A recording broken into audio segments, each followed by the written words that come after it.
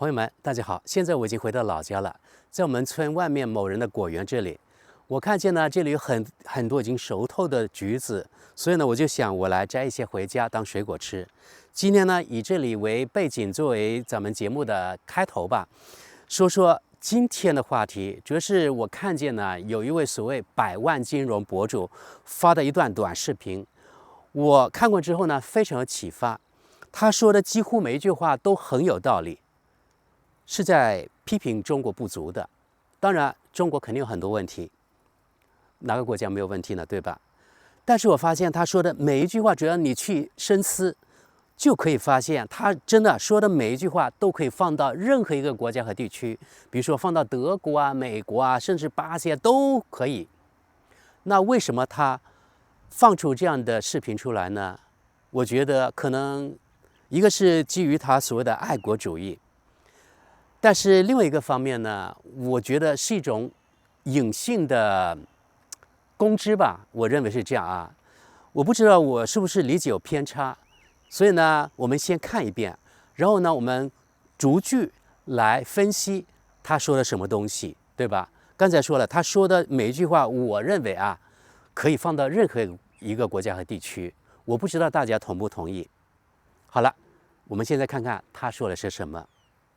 到底什么是发达国家？这是我见过最好的答案，尤其是最后两点。发达国家不是看高楼耸立、豪车云集、科技发达，不是看街上有多少人有着奢侈品，城里人有多少着富豪，也不是看权贵阶层有多厉害。如果说就这些来说的话，那很多目标我们已经实现了。我们有比发达国家更长的高速公路，有比他们更高的建筑，有比他们更尖端的科技。但是比起这些显而易见的表面功夫，其实发达国家的灵魂才是我们要追求的目标。在德国的公交上，到站之后，他们会利用液压侧倾车身，方便腿脚不便的老人或者是残疾人上下车。这是让社会的强者为弱者买单，意味着成本和收益完全不成正比，是一种人文的关怀。反过来，如果说过度追求经济实力，那弱者就是为强者买单，那则是资本在压榨，是社会不发达的一种特征。所以说，评价一个国家的发达程度，不是看强者的高度，而是看弱者的地位，是看普罗大众是否过得有尊严，空气是否清晰，水源是否洁净，食品是否安全，法律是否平等，社会福利有没有负责给到我们每一个人，老百姓能不能老有所养，幼有所教，病有所医，困有所居，广大劳动人民能不能老有所得，无数的弱势群体能不能若有所思，让每一个人活得有尊严，这些才是真正所谓发达的意义，也是文明二字的具体体现。所以说我们在某些方面和发达国家确实是存在差距的，无需脱离事实，无限的去吹捧自己，爱国归爱国嘛，正视自己的差距，承认别人的好，也是我们成长进步的开始。然后呢，我们逐句来分析他说的什么东西。到底什么是发达国家？这是我见过最好的答案，尤其是最后两点。发达国家不是看高楼耸立、豪车云集、科技发达，不是看街上有多少人有着奢侈品，城里人有多少着富豪，也不是看权贵阶层有多厉害。如果说就这些来说的话，那很多目标我们已经实现了。我们有比发达国家更长的高速公路，有比他们更高的建筑，有比他们更尖端的科技。据我所知，中国从来没说自己已经成为发达国家，而是坚持自己为发展中国家。但大约半年前，美国参议院外委会通过了所谓结束中国发展中国家地位的法案。美国为何费尽心机要给中国戴上发达国家的帽子？美国这么做绝对不是因为肯定中国人民在政府带领下取得的巨大成就，而是要剥夺中国作为发展中国家所享受的一些权利，其目的就是为了遏制中国的发展。但是比起这些显而易见的表面功夫，其实发达国家的灵魂才是我们要追求的目标。现在我就纳闷了，为何前面那些要素是表面功夫呢？难道高速公路不重要吗？难道尖端科技现在也不重要了吗？什么时候灵魂比尖端科技更重要了？我想起来了，以前中国 GDP 还很低的时候，这些人说中国太落后， GDP 100年也超不过日本，赶不上美国。等中国 GDP 超过了日本，快追上美国时，这些人又说中国人均 GDP 才人家1/10，太落后了。等中国的科技赶上，现在中国的科技赶上或超过发达国家了，这些人现在又说这些只是表面功夫了，灵魂才更重要。反正什么都是他们说的。而且到底什么是灵魂？看得见摸得着吗？还有谁来定义灵魂呢？在德国的公交上，到站之后，他们会利用液压侧倾车身，方便腿脚不便的老人或者是残疾人上下车。这点在德国确实不错，也值得中国人学习。毕竟人家发展的早啊，有先发优势。在德国，残疾人及老人出行比在中国方便。反过来，如果说过度追求经济实力，那弱者就是为强者买单。如果说德国的公交车有液压侧倾功能，就是强者为弱者买单。那么中国政府坚持要国企为边远的老百姓提供与城市一样的 4G 移动网络，光纤高速上网，道路修到几乎最后一家人门口，这难道不是规模更大的强者为弱者买单吗？难道不是人文关怀吗？这是让社会的强者为弱者买单，意味着成本和收益完全不成正比，是一种人文的关怀。而与此同时，在美国、德国及发达国家，很多地方只有 2G 网络，甚至没有网络，因为私人运营商没有利润。也就是说，成本与收入完全不成正比，所以就不会花这个冤枉钱去投资基础设施。这不仅没有人文关怀，而是一种赤裸裸的冷酷。那则是资本在压榨，是社会不发达的一种特征。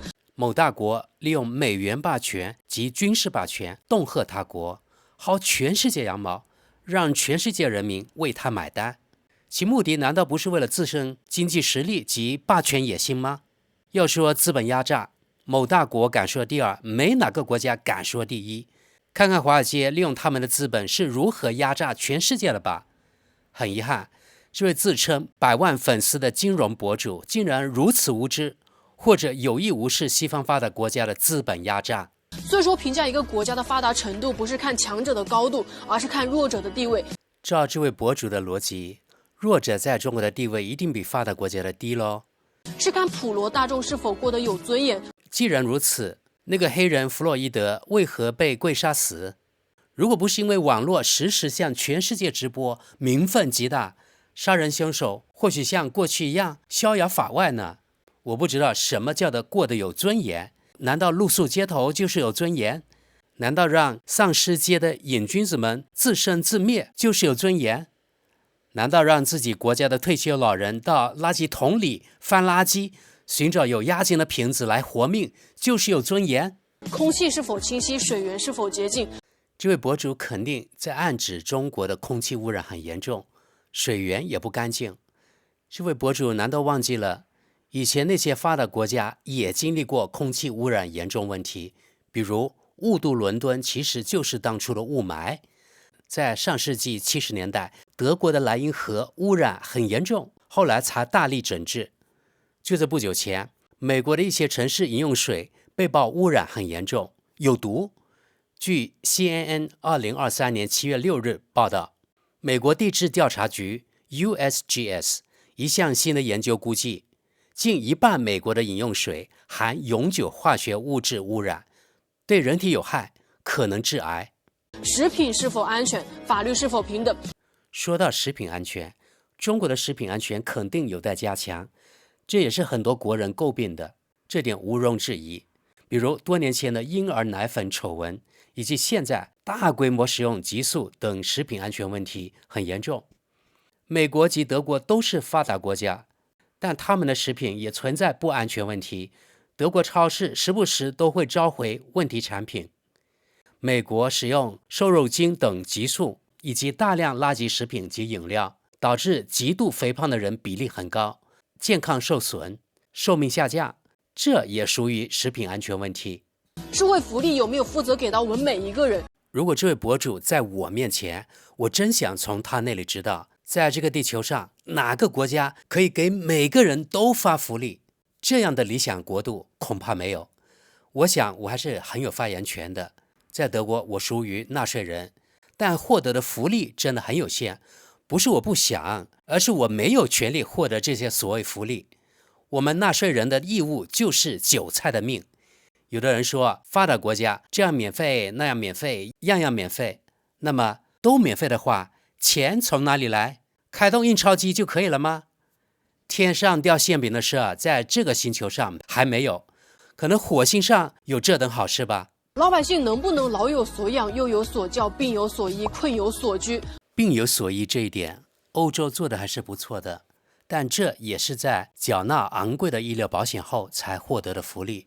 比如在德国，我们的医疗保险为工资的15%，雇主帮出差不多一半，雇员出另外一半多，直接从工资扣掉。如果一个家庭只有一人参加工作，全家可以免费参保，看病几乎不用另外花钱。病有所医套到美国身上就有些讽刺了。在美国，有数千万人没有任何医疗保险，很多人虽然有医疗保险，但自付的比例仍旧很高，所以也不敢去看病，或者不敢叫救护车。这点网上有各种亲身经历的例子，就不啰嗦了。至于困有所居，就更讽刺了。先说德国，无家可归，或者说流浪汉，或者叫街友，是一个很严重的社会问题。这些都是我拍的素材，而且这几年街友越来越多。美国的问题就更严重了，比如旧金山、洛杉矶、费城、纽约等城市已经到了触目惊心的地步啊！特别在加州，比如旧金山，甚至屎尿横流，那些街友直接向原始人看齐，在街上吃喝拉撒相当的自由，满街都是街友的帐篷或者铺盖。不是了，不是，这就是那肯定是，那肯定是。哎，对啊，哇，这一杂都是了。是，哎，这也对是的。等一下开回来，然后你用那个安志，你贴那里拍会不会有反光？这里啊，那里也是，这个都是，这个女的都是，这女的不一定，但是那这女的肯定是的。这里比较多了了。你看那行为。这个以前在那个 Allstate 哦，这好多啊！你看，这条也是，这边过去也可以啊。太多了，这些全部是了。这里好，这里送餐，这里好，对对，你看这边帐篷，这边我左手边，对，这里好，全部是啊。你看，我以前就在附近送餐嘛。哎，这个人，还是有看的。这看，你看这全部是，这才是高峰的这个地方啊。不会太往边啊，怕人家。哎呦，这个帐篷啊，我拍拍侧面吧。哇，这里真的是惊人啊！他们很麻木的哦，啊，要小心啊，对吧？这里又有一堆，哇，这么多人吗？这么长？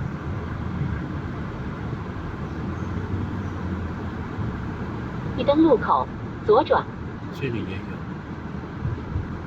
这个真是大开眼界了啊！广大劳动人民能不能老有所得？无数的弱势群体能不能若有所思？让每一个人活得有尊严，这些才是真正所谓发达的意义，也是文明二字的具体体现。我不知道他罗列了几点，地球上有哪个发达国家能够办到？在美国，每个人都活得有尊严吗？在德国，每个人也活得有尊严吗？不仅要活得有尊严，死也应该有尊严才对。那些街友活得有尊严吗？他们死得有尊严吗？那些没医保或者看不起病的美国人，就活得比中国人更有尊严吗？他们的社会真的比中国更文明吗？所以说我们在某些方面和发达国家确实是存在差距的。我想大部分中国人并没有否定中国与发达国家存在差距，也知道自己还是发展中国家，但有些人可能也包括这位博主，只看到中国的差距，却无视甚至否认中国人通过自己的努力迅速缩小与发达国家的差距，这是典型的贬低自己、抬高别人的自虐行为。这些人肯定一下中国人取得的进步就那么难吗？给自己一点掌声鼓励，给自己加油，难道就错了吗？为何一定要把自己贬得一钱不值呢？无需脱离事实，无限的去吹捧自己。爱国归爱国嘛，正视自己的差距，承认别人的好，也是我们成长进步的开始啊。问题是，有的人只看得见别人的好，却无视别人的差。同样，这些人从来看不见自己的好，看不见自己的进步，只看得见自己的差。而且这些人总是拿别人的好对标自己的差，这是什么样的变态心理啊？一味的吹捧自己不是爱国，而是自负。同样，一味的贬低自己也不是爱国，而是自虐。你们说呢？另外我们看啊，我这背后呢，真的是一个没有人管理的果园。因为现在农产品真的太便宜了，农民呢没有积极性种这东西，因为付出的劳动和得到的回报不成比例，所以反映出当下呢中国农村真的一种困境嘛。而且这次我回来发现呢，我们老家的整个经济形势都不太好。比如说，我听说有的单位呢，可能每个月呢，现在目前暂时只发2000块钱生活费。因为呢，我们这里本地没有很多的实体工业，就是说我们广西桂林工程呢是属于一个经济呢相对来说不太发达的地区，所以一个是农民的收入不是特别的高，另外一个呢，在企业或是单位上班的人呢，目前的经济啊可能也是遇到了一定的问题，所以呢就有一些怨言呐，或者是一些观望的态度都为了不明朗等等。还有些房子呢被迫断供的，反正都听说。当然，我知道这是全世界目前的那个大的趋势啊，就是某个国家他宁愿自己断条腿，也要搞乱或是打压中国、遏制中国。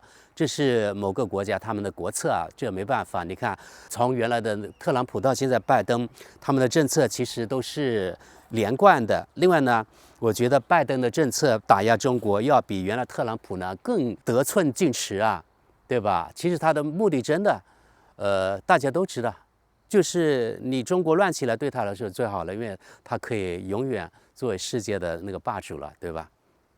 因为他们执行这样的政策，又执行了10多次的加息吧，所以呢，全世界的经济目前都陷入困境，没办法。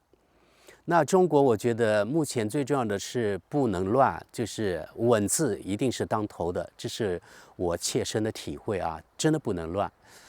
而某国呢，就是希望咱们中国乱，所以呢，我们中国不能乱，还有某国硬要我们乱。目前这几年，我觉得应该是博弈的非常关键的时期。好了，我也拿不出什么好的那个政策，或者是对策，或者是国策，那就希望呢，我还是比较有信心呢，咱们国家的高层应对的非常的好。我们作为普通的寡民啊，就是好好的配合就可以了，对吧？过好自己的日子，不捣乱就可以了。我觉得，真的，我觉得这个世界目前就是在比烂的阶段，每个国家都有自己的问题。比如说，据我所知啊，今年德国这个企业的破产创纪录。一方面呢，德国有几百万人，他们是处于失业状态。可是另一方面呢，德国又紧缺很多，特别是低端的那些就业的人口，因为很多人我已经介绍过，就是德国这种所谓的福利体制呢，导致了低薪阶层的人，他们宁愿不去工作，由国家，也就是我们纳税人养着，可能他们过的日子还更舒服，所以导致了很多低端的工作没有人去做，这就是所谓福利国家呢比较诡异的地方哈。好了，那今天我就不过多的引申到别的地方了，我们今天就到这里，那谢谢大家，我们下期见。